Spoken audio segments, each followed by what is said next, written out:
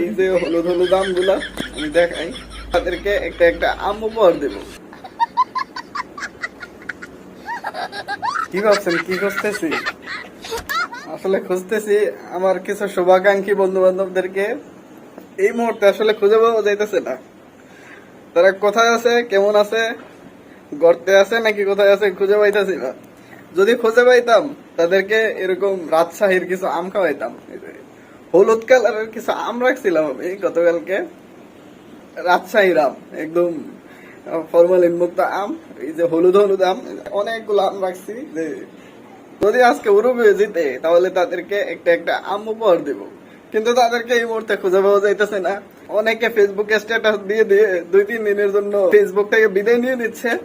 আসলে তাদেরকে যদি আপনারা খুঁজে পান, আমার এই আমগুলো তাদেরকে দেওয়ার জন্য রাখছি, আমাকে জানায়েন, তাহলে তাদের উপহারটা